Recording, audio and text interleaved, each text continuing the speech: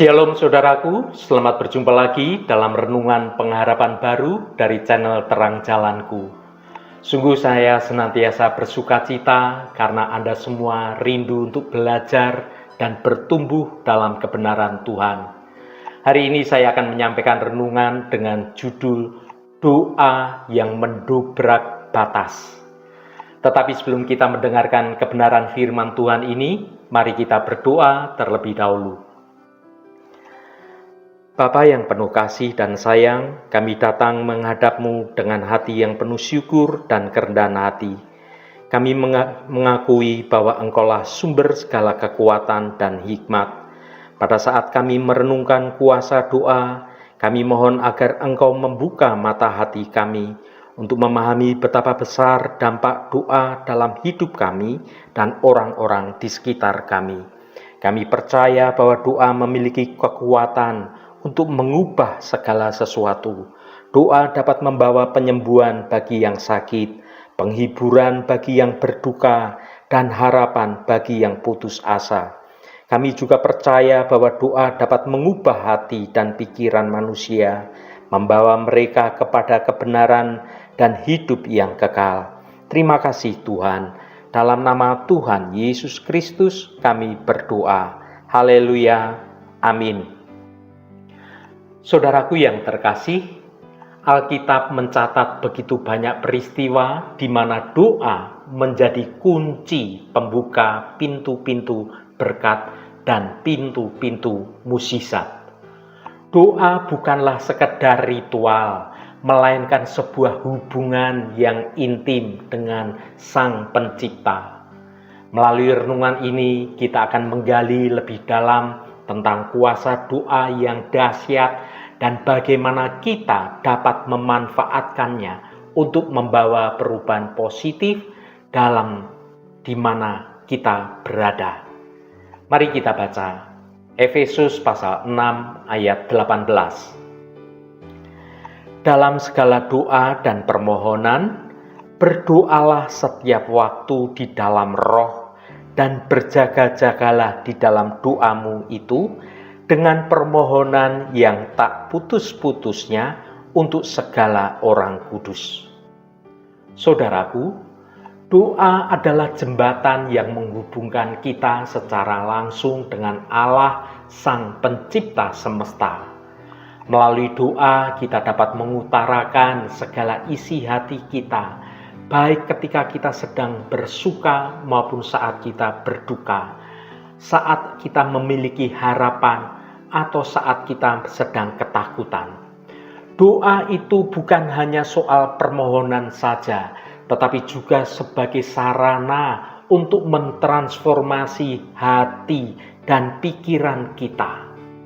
Ketika kita berdoa, kita semakin menyadari ketergantungan kita kepada Allah dan semakin mengarahkan pikiran kita pada hal-hal yang baik, pada hal-hal yang benar. Doa juga memiliki kuasa untuk membawa perubahan baik dalam hidup kita maupun dalam kehidupan orang lain. Allah seringkali menjawab doa kita dengan cara yang melebihi ekspektasi kita. Ketahuilah saudaraku, dalam pertempuran rohani, doa adalah senjata paling ampuh. Dengan berdoa, kita mengikat kuasa kegelapan dan membebaskan diri dari segala belenggu. Saudaraku yang dikasihi Tuhan, setelah bertahun-tahun melayani suku Lisu tanpa hasil, seorang misionaris yang bernama G.O. Fraser merasa sangat depresi. Dalam kondisi putus asa, ia berdoa dan menggerakkan sekitar 8-10 orang Kristiani di negara asalnya untuk mendukungnya dalam doa terus-menerus. Dan pada tahun-tahun berikutnya, ada puluhan ribu orang Lisu akhirnya menerima Kristus. Sungguh ini sangat mencengangkan, dan Fraser bersaksi, tak ada gunanya mengajar atau berkhotbah kepada suku Lisu jika mereka masih dibelenggu oleh kuasa-kuasa yang tidak kelihatan. Anda semua sudah membantu saya dengan berperang melawan masalah mendasar dari suku Lisu ini ketika Anda mendoakan pelayanan saya. Saudaraku, Fraser mengalami kebenaran yang disampaikan oleh Rasul Paulus berabad-abad sebelumnya kepada jemaat Efesus. Pemberitaan Injil bagi Paulus bukan sekedar sebuah metode bercerita tentang juru selamat, tetapi sebuah pertempuran rohani melawan kuasa-kuasa yang menentang Allah. Kepiawaian atau kepandaian berbicara tidaklah cukup. Paulus sadar betul, hanya kuasa Tuhan yang dapat memampukannya menyampaikan kebenaran dengan berani. Sebab itulah ia berdoa dan juga mendorong jemaat Efesus untuk ikut mendoakan pelayanan bagi dia. Saudaraku, doa sering dipandang sebagai pelayanan yang kecil dan kurang berarti. Padahal doa justru menghubungkan kita dengan kuasa Allah yang tidak terbatas. Dalam kerinduan membawa orang kepada Tuhan, sudahkah doa kita prioritaskan dalam hidup kita? Pikirkanlah satu nama orang yang Anda rindu, Anda bawa mengenal Kristus, atau satu nama orang yang sedang memberitakan Injil, dan ambillah komitmen mendoakannya secara terus-menerus selama berbulan-bulan. Ini pasti akan mendobrak sesuatu hal yang besar terjadi dan mengubah kehidupan kita semakin baik. Haleluya, Tuhan memberkati kita semua. Mari kita tutup renungan ini dengan berdoa. Bapa yang baik, kami datang di hadapan-Mu dengan hati yang penuh syukur atas anugerah-Mu yang tidak terhingga. Kami mengakui bahwa Engkau adalah Allah yang menjawab doa. Firman-Mu yang kami baca dalam renungan ini menyatakan bahwa dengan segala doa dan permohonan, kami harus senantiasa berdoa dalam roh, dengan tetap berjaga-jaga sambil bersungguh-sungguh dan berdoa untuk semua orang kudus. Tuhan, kami ingin semakin memahami kuasa doa yang telah Engkau berikan kepada kami.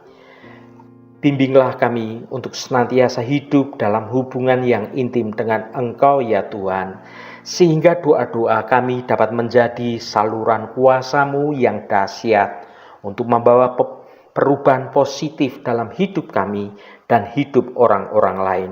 Terima kasih Bapa, segala hormat, pujian, dan ucapan syukur hanya bagi-Mu Allah yang kudus. Saudaraku, bukalah hatimu dan tengadahkan tanganmu. Terimalah berkat Tuhan. Tuhan memberkati engkau dan melindungi engkau. Tuhan menyinari engkau dengan wajah-Nya dan memberikan kasih karunia.